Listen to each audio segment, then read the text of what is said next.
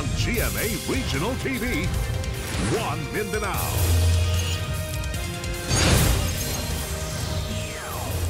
Aniya na mga dagkong balita karong adlaw sa One Mindanao. Dakong bahin sa downtown Davao, gibaha tungod sa pagbundak sa ulan kagahapon. Tungod niini, daghang pasahero ang natanggong. Kapin 30 ka mga bata sa tulo ka tulunghaan sa gitagong Misamis Oriental nataptan og hand, foot and mouth disease. Klase sa tanang tulunghaan suspendido. Mega Health Center sa Barangay Carmen sa Cagayan de Oro City nga 2023 pa nasugdan, hangtod karon wala panahuman. Sa RTV Presents, gipangayo sa pipila ka mag-uuma sa Alabel Sarangani ang tarungadalan. Kini human duha ka mag-uuma ang samdan human naligid ang ilang gisakyang motor sa bakilid nilang agianan. Og atangi, asa kaha kining cave diving and jellyfish encounter nga gi-share sa atong kapuso sa iyang adventure sa May Mindanao. TV ang GMA Regional TV, One Mindanao. Mayong hapon Mindanao, ako si Sara Hilomen Velasco. Human gibaha niadtong weekend, gibaha na sab ang dakong bahin sa Davao City kagahapon resulta sa pagbunok sa ulan. Gani daghan ang naperwisyo ug nangutana kalabot sa nagkagrabe nga problema sa baha sa syudad. Duna na baka kini solusyon? Atong sayron sa live report ni Argil Relator. Argil. Sara, dakong bahin sa downtown Davao ang gibaha human nga mibunok ang ulan kagahapon. Dunay mga kadalanan nga dali ra nga ni-subside ang tubig baha apan duna say mga nataod-tauran pa ang pagubas sa tubig baha sama na lang diha sa JP Laurel Avenue, corner Mamay Road. Apan gilauman matud pa nga masolusyon na ang problema sa sagad nga pagbaha sa matag muulan sa maong lugar sa mahumana ang kining ginapahigayon nga drainage improvement project sa DPWH sa maong dalan. Guys, beach resort na ang Puras Street. Tungod sa pagbunok sa ulan kagahapon sa hapon, nakasinati og street flooding ang kadalanan sa downtown Davao. Lakip ang kadalanan nga sakop sa barangay 20B. Dunay sakyanan nga mitirik sa dalan, humana palungan og makina dihang milusong sa baha. Sumala sa barangay, nagdungan matud pa ang high tide ug kusog nga ulan. Hinoon, dali ra sab mihubas ang baha sa dalan, diyang miundang na ang ulan. Kusog mga ulan. Oo, possible yun. Oo, pero dali ra man nag-drain. Mga within ng mga 30 minutes, 45 minutes ang pag-drain niya. Nakasinati sa street flooding sa Ramon Magsaysay Avenue, Uyangguren. O corner Jacinto Extension. Gibaha sab ang JP Laurel Avenue, corner Mamay Road. Nasinati ang heavy traffic tungod sa baha. Gikan hapon ang baha ug milungtad hangtod na sa gabii. Dihang miundang na ang ulan, nagdungan og panggawas ang mga pasahero nga pauliay. Naglaray kilid sa highway ang mga pasahero, sanglit palisuray ang pagsakay og PUJ. Ang City Government of Davao gilayong nagdeploy og city buses og mga mobile sa City Transport and Traffic Management Office aron dunay masakyan ang mga na-stranded nga pasahero. Lakip mga sakyanan sa CDRMO ug Task Force Davao. Nagdeploy sab og FABs. Sumala sa barangay Alfonso ang Leongtos Sr. kung asa nahisakop ang ginabaha nga dalan sa JP Laurel Avenue, corner Mamay Road. Gagmay ang culvert nga dili na maakupar ang kadako sa tubig nga moresulta sa pagbaha sa dalan. From Buhangin down Daghag Creek, actually sa may particularly sa Roseville subdivision, which is kanagid siya ang area nga agian gid sa water from Buhangin area. So mao na pag once na napuno ang creek namo dinha sa Roseville, mugawas gid na siya dinhi. Mugawas gid na siya sa main road sa Mamay Road. So mao na siya pag abot dito sa may Damosa area, mura siya ma-stock up because nga gagmay na ang culverts dito pagawas. Hinoon, padayon ang pag-ilis sa DPWH ug dagkong culvert nga maoy agian sa tubig. Gilauman nga sa pagtapos sa proyekto, masulbad niini ang problema sa baha sa maong lugar. Ongoing ang projects from DPWH na i-rehabilitate nila ang drainage system. So karon makita din siguro sa mga katawhan nga naagi digging na hitabo tapos i-change man gud ang culverts para into a bigger size kay para maunsa gyud ang tanang water nga nagagikan diri sa taas pababa diha padulong dito sa dagat. Naman may kuan kanang task force drainage and road right of way. Kanya na diha tanan ang mga government agencies, national o local, kunya pati ang mga private corporations, mga telco. Dito siguro na mo i-discuss kung sa gyud ang pinakamayong solusyon sa pagbaha.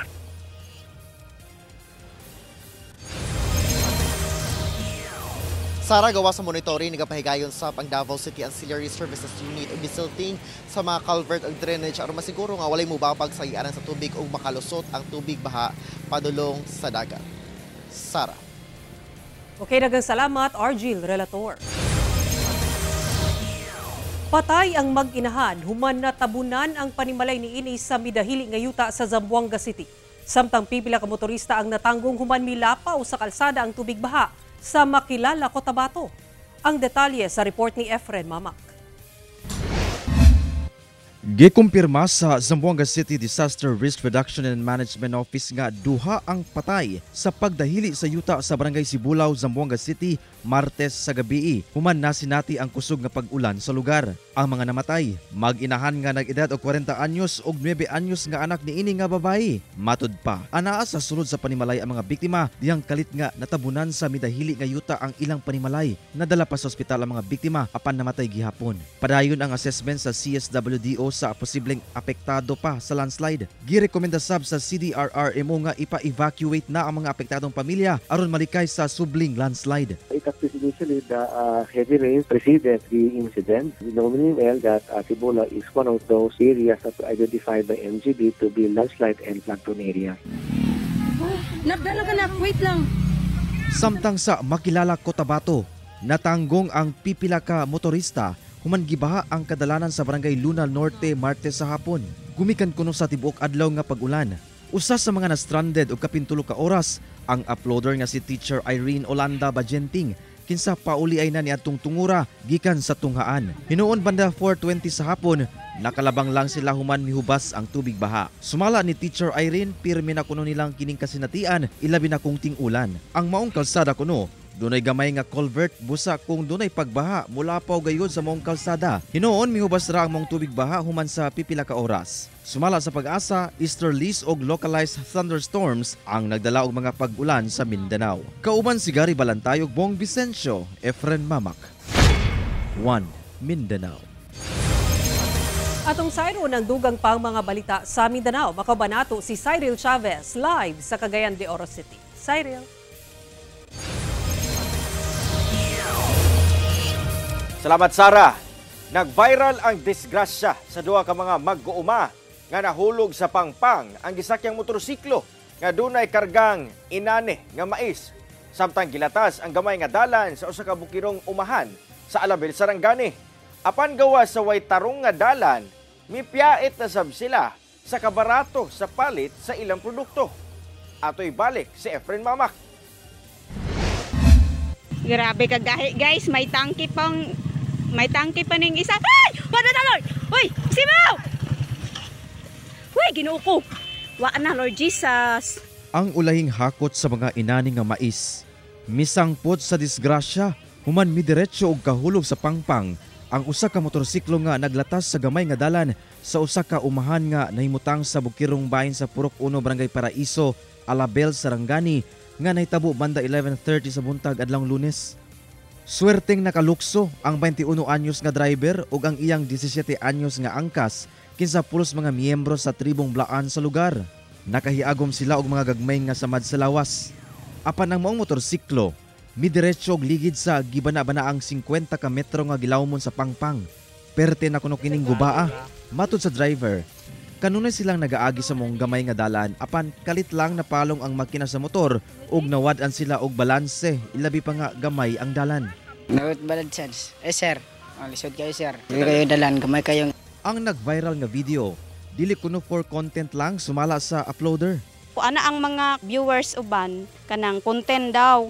Dili jud to content sir ba? Wala jud na damha nga na viral jud ay ito. Matud pa, ang dalan sa mong bungtod giablihan aron makaagi ang mga motor nga mokuha sa mga inani nga mais o ubang produkto sa mga mag-uuma gikan sa tribong Blaan sa maong lugar. Kung itandi kaniadto, kabayo ang ginakargahan ni ini. Hinuod doon na matud pay plano ang lokal nga panggamhanan ni ini. Kasada pay kulang sa mga suksok nga mga uma. Nanay proposal ron ang congressional office. Wala to lang namo pero karon nagpadayon pag clearing ang toang kwipo dire sa mga barangay. Gani karon ami plano Pining Road Raiso to Barangay Bagakay. Apan laing mulo sa mga mag-uuma, ang baratong presyo sa palit sa ilang mga produkto. Sama sa mais nga mabaligya lang sa 17 pesos per kilo. Apan posibleng muubos pa daw kini depende sa presyo sa merkado. Dili matud papaigo ilabi pa nga buhis buhay ang ilang pagdalan ini sa merkado. Ang amo ang ginahangyo sa mga agriculture unta kanang i-priority ang mga produkto sa mga mag-umaser kay dili jud sayon ang trabaho sa mga umaser. Barato ang presyo sa buwis buhay gyud pareha karon sir. Kanang kung moingon sila sir nga dapat hakuton di jud mahakot sa tao sir kay luoy kayo ang tao. Ginasulayan pa sa GMA Regional TV1 Mindanao nga makuhaan og pahayag ang Department of Agriculture kalabot ni ini.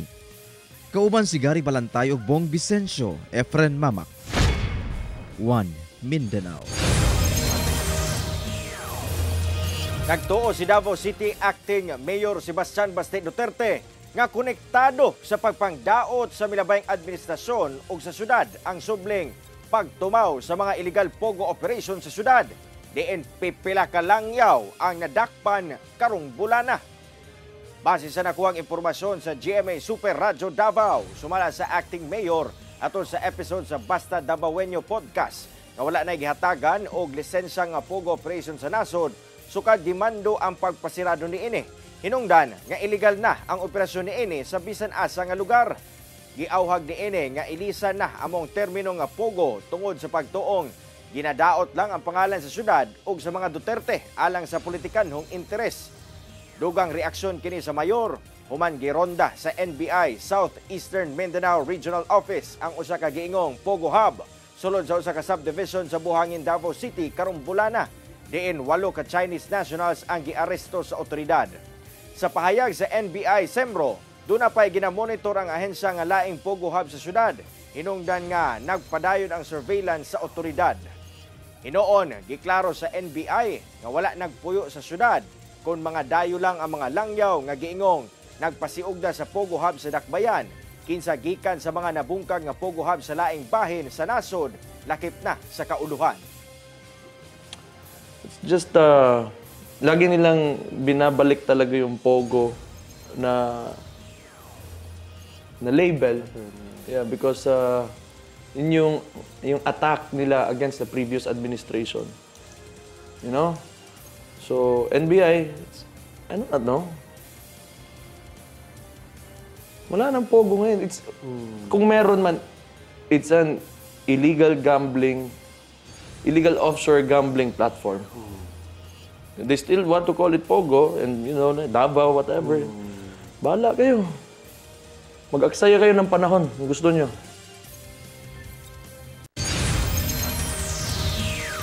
TV ang GMA Regional TV 1 Mindanao.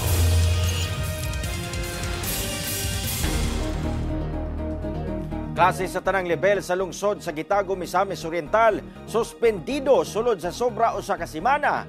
Human nga ubay-ubay na ka mga bata o estudyante ang naigo sa hand, foot, mouth disease. Pinaspasay sa pag-disinfect sa mga classroom ang gihimo karon sa lokal nga kagamhanan sa Gitagom. Human mikatag ang hand, foot, and mouth disease ngadto sa mga estudyante ug mga bata sa lugar. Pipila sa mga bata nga naigo sa mong sakit nakitaan og mga simptomas sama sa skin rash, hilanat ug uban pa. Sa tala sa LGU, tulo na ka mga tungaan sa lungsod ang adunay kaso sa HMFD. Sa karon, naana sa kapin 30 ka mga bata ang naigo sa mong sakit. Apan padayon pa ang ilang verifikasyon nga ginahimo sa ubang eskwelahan. 15 na sab ka mga tunghaan ang ilang na disinfect ug magpadayon pa kini labi pa nga airborne ang maong sakit ug sagad maigo mga bata nga nag-edad og 5 anyos paubos. Tungod niini, suspendido usa ang klase sa tanang level gikan Agosto 19 hangtod 28 ning tuiga.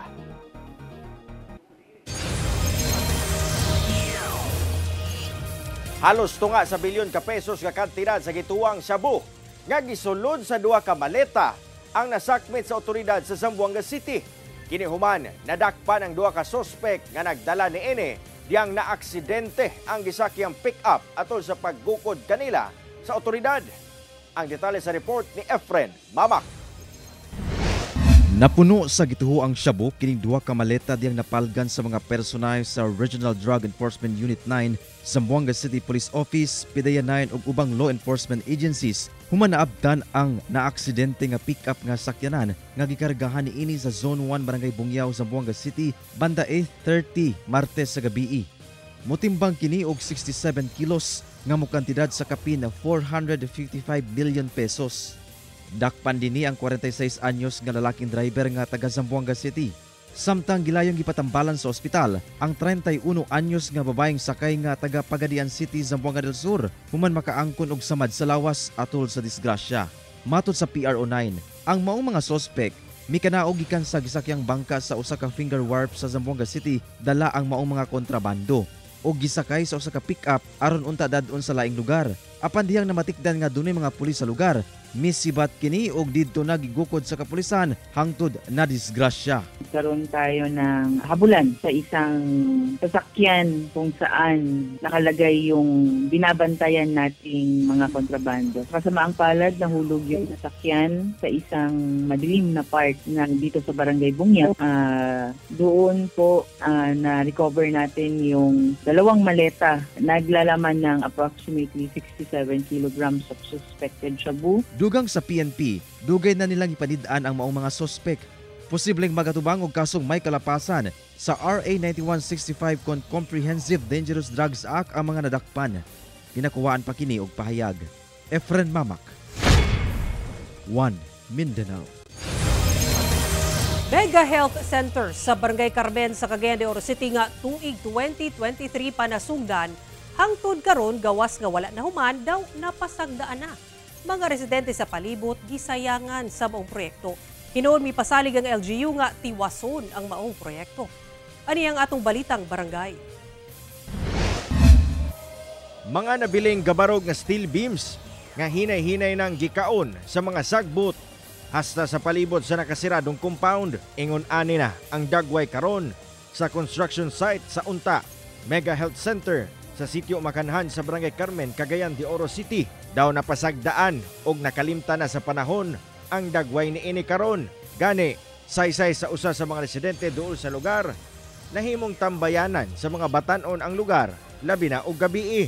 Butang nga gikadismaya sa mga residente, labi pa nga dakong tabang unta kini sa ilang mga kinahanglan, labi na sa hisgutan ng medikal. Naningala pud mi nga nganong sagdan man na nga dapat unta tiwason gisayang ba gayog kuan ba na kwarta sa katawhan ba na para pud makatabang pud sa tuwa ba. Nasayran nga tuig 2023 pa nasugdan ang proyekto sa pagpanguna ni Mayor Rolando Clarex Uy uban ang mga lokal nga lider sa syudad og target nga mahuman Enero karong 2025. Apan hantod karon Agosto na, wala pagyud kini nahuman. Sa pagpasabot ni Barangay Carmen Chairman Rainer Joaquin Kikang Uy, napunduhan diyang congressman pa sa 1st District sa kasamtangang Cagayan de Oro City Mayor Rolando Clarex Uy. Apan naundang lang kuno kini diyang lahi na ang milingkod isip congressman sa unang distrito. Since nga na may bag-o nga congressman, karon nausab ang plano. So nawala ang maong endorsement kay since nga national project o national funded by the DOH na mag-endorsement sa congressman. Ilaha ko nung ginapaning kamutan nga matiwas sa mga proyekto, pinaagi sa pondo nga gigahin na sa Cagayan de Oro LGU. Kay tungod ang Mega Health Center lahi maguni sa center, health center, no? Kay tungod ang kaning Mega Health Center naa maguni ekwipo. So aside sa building, naa siya equipment, naa siya ECG, naa siya laboratory, o naa siya kanang mga X-ray machines o gawas o nga mga tambal o naapay mga beds nga patapan. Gisuwayan nato nga makuha og komento ang kasamtangang congressman sa unang distrito sa syudad apan wala pa kini mitubag sa ato mga text ug tawag. Tuod gikumpirma sa Cagayan de Oro City LGU nga gigahinan nila og 60 million pesos budget among Mega Health Center ug di pa matapos ang tuig magsugod na kuno pagbalik ang konstruksyon niini. Dili na to makuan gid ang timeline but definitely mo balik na nagtrabaho kay na lang gid sila po problema sa contractor kay na ay ilang gipaabot nga mga materials po. Gisiguro sa LGU nga gawa sa pagtukod sa mga Mega Health Center kinahanglang kumpleto kini sa mga serbisyo nga ana sa orihinal nga plano. Kauban si Jaybert Pairat, Cyril Chavez, 1 Mindanao. Usa ka barangay kagawad sa Kiblawan, Davao del Sur ang patay. Human gipusil kaganihang kadlawon. Nahitabo ang pagpamusil pasado alas 2 sa kadlawon at tubangan sa barangay Gymnasium sa barangay Bagong Negros, Kiblawan, Davao del Sur. Sa inisyal nga investigasyon sa kapulisan, nagmaoy matud pa ang 37 anyos nga lalaking sospek. Busa gipaundang sa 53 anyos nga kagawad ang gipahigayon nga disco atol sa Mayor's Night subay sa umaabot nga araw ng barangay. Dinhina gipusil sa sospek ang kagawad. Dead on arrival na sa ospital ang biktima. Padayon ang hot pursuit operation sa kapulisan sa sospek. Ginasulayan pa sa GMA Regional TV 1 Mindanao nga makuhaan og pahayag ang LGU ug ang kabanay sa biktima. TV ang GMA Regional TV 1 Mindanao. Patayng usa ka lalaking rider, lakip na ang angkas niini human nga lagpot gikan sa gisakyang motorsiklo human mibangga sa kasugat nga minivan sa Pulumulok South, Cotabato. Motor sa maong mga biktima nagdila ang paggumikan sa impact. Ang detalye sa report ni Efren Mamak. Naputuluntiin. Duwa pa yung kabuk. Tapad niining nagdilaab na motorsiklo ang nangalagpot nga mga sakay niini humanabangga sa kasugat nga minivan sa National Highway sa Barangay Magsaysay, Pulumulok South, Cotabato, banda 8:20 Domingo sa gabi. Labuhi pa o, ginawa pa man ako. Ginawa pa man ang isa. Sa pagresponde sa otoridad, gipakgang sa BFP ang nasunog nga motor, samtang gitagad sa medic ang nagbuyod ng mga biktima sa kalsada aron madala sa ospital. Apan dead on the spot ang 49 anyos nga lalaking driver sa mong motor, samtang ang 39 anyos nga lalaking angkas niini kinsa nabalian pa og tiil ang namatay sa paglabay sa pipila ka oras sa ospital. Pulo sila residente sa General Santos City, samtang luwas ang 51 anyos nga lalaking driver sa minivan. Matod sa Pulumulok Municipal Police, ang maong minivan pauli na gikan General Santos City padulong Pulumulok South, Cotabato. Apan diyang paliko na kini sa crossing sa mong lugar, kalit kining nabanggaan sa maong motorsiklo. Nung lumiko po siya, may isang pick-up po na according po sa mga eyewitnesses, siya po ay nag-giveaway na po dahil nakuha na po ng minivan ang preparation sa pagliko po pakaliwa. Ngayon, meron pong 3 motorsiklo galing ng direction po ng Tupi papuntang General Santos City. Ang 2 motorsiklo po ay nakaiwas dito sa minivan na nakuha na nga po ang kanyang momentum para makaliko, ang kanyang right of way para makaliko. Ngunit ang pangatlong motorsiklo o ang sinasakyan po ng mga biktima ay hindi na po nakaiwas at sila po ay nabangga po ang harapan right front portion po ng minivan. Nag-atubangay na matud pa ang kabanay sa mga namatay nga biktima og driver sa mong minivan alang sa settlement. Ginasulayan pa kini makuhaan og pahayag. Pahimangno sa otoridad ngadto sa motorista nga mag-igmat sa pagmaneho og sakyanan. Kauban si Gary Balantay ug Bong Vicencio, Efren Mamak, 1 Mindanao. Gihulagway sa Moro Islamic Liberation Front, isip questionableng lakang ang nahitabong pag-ili sa liderato sa Bangsamoro Transition Authority sa BARM nga gimando sa national government. Pipila ka bulan una mahitabo ang BARM parliamentary elections. Lakip ang pagpahunong sa gobyerno sa ulahing phase sa decommissioning alang sa normalization track sa Bangsamoro Islamic Freedom Fighters o BIFF. Ano ang report ni Argil Relator? March 2025, dihang milingkod isip Interim Chief Minister sa Bangsamoro Autonomous Region in Muslim Mindanao, si Abdul Rauf Makakuwa. Human siya gi-appoint ni Pangulong Bongbong Marcos. Giilisan sa pwesto si kanhi Interim Chief Minister Al-Haj Murad Ibrahim. Gihimo kini sa Administrasyong Marcos. 2 ka bulan una ang ipahigayong midterm election o 7 ka bulan una ipahigayon ang 11 Barm Parliamentary Election. Ang maong lakang gitawag ni Moro Islamic Liberation Front Peace Implementing Panel Chair Muagher Iqbal nga questionable nga pag-ili sa Bangsamoro Transition Authority na gimando sa national government. They removed the chairman of the MILF, Al-Haj Murad Ibrahim, as chief minister and appointed a new chief minister, Abdurrauf Magakwa, without prior consultation and concurrence from the Central Committee of the MILF. Sa 41 kapangalan nga gi-endorso sa MILF alang sa BTA members, 35 lang ang gi-appoint ni PBBM. Kalapasan matud pa kini sa probisyon sa Bangsamoro Organic Law o GAB. With only 35 members appointed, the national government has weakened the MILF leadership in the BTA, raising serious concerns about the integrity of the transition period and the commitment of the parties to the peace agreement. Wala na matud pagituman ang mga nakalatid sa Comprehensive Agreement on the Bangsamoro, ang final peace agreement nga gipirmahan sa gobyerno sa Pilipinas ug MILF niadtong 2014 nga mao'y nahimong tulay sa pagkamugna sa BARM.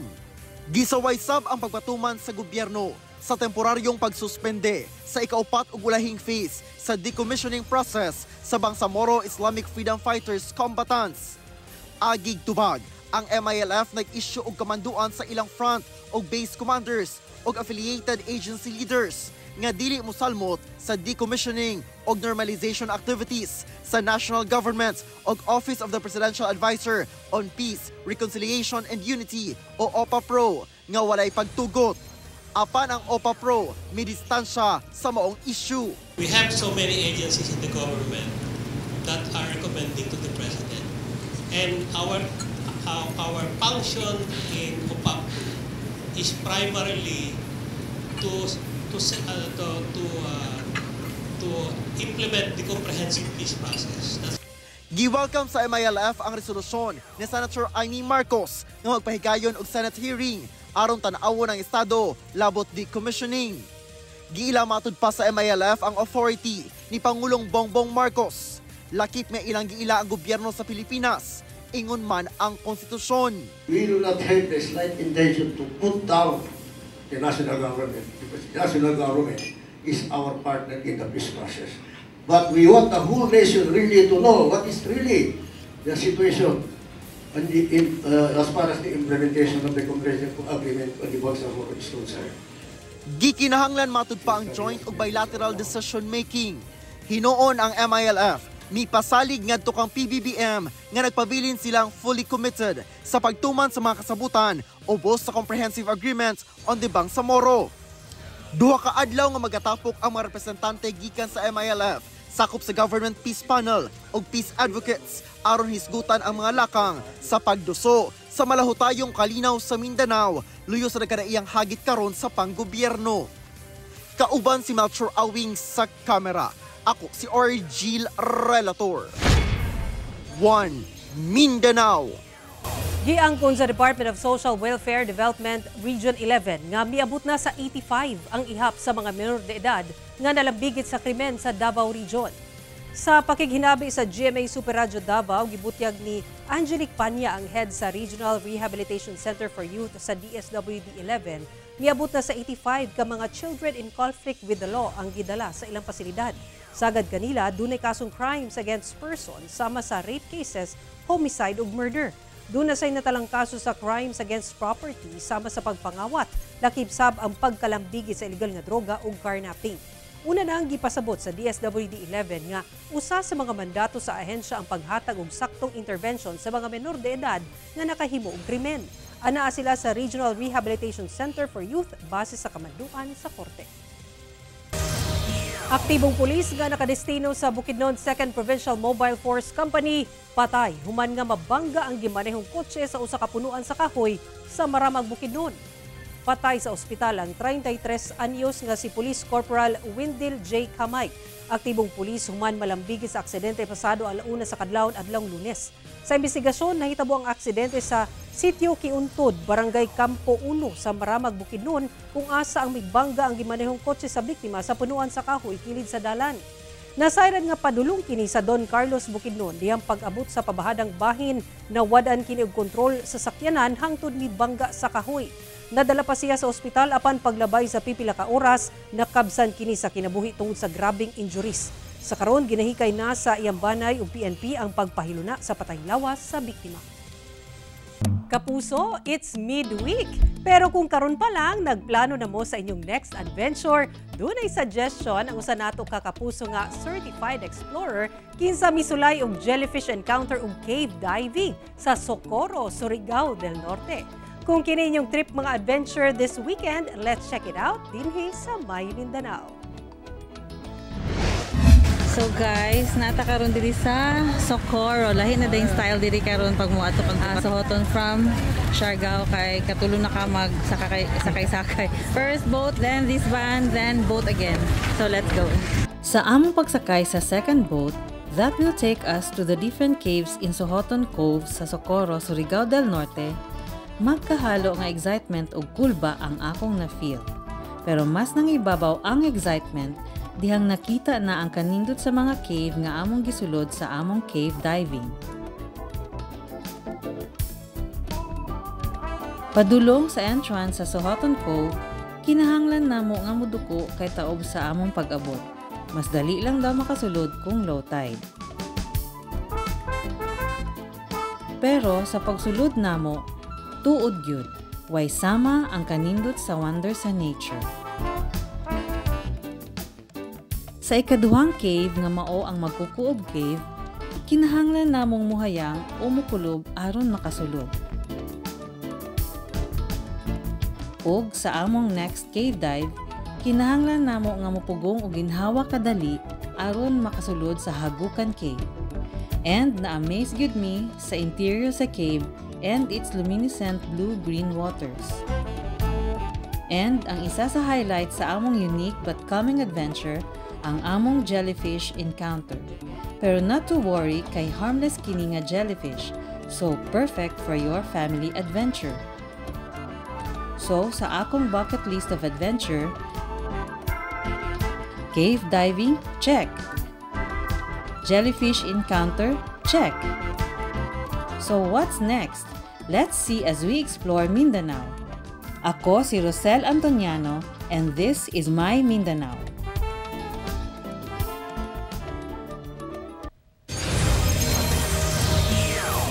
Og mo kato ang mga ulahing balita sa Mindanao karong adlaw. Mamahimo ninyo kini makita pag-usab pinaagi sa pagbisita sa official website sa GMA Regional TV o bisitaha ang among official YouTube channel ug i-click ang subscribe button para sa pinakaulahing balita.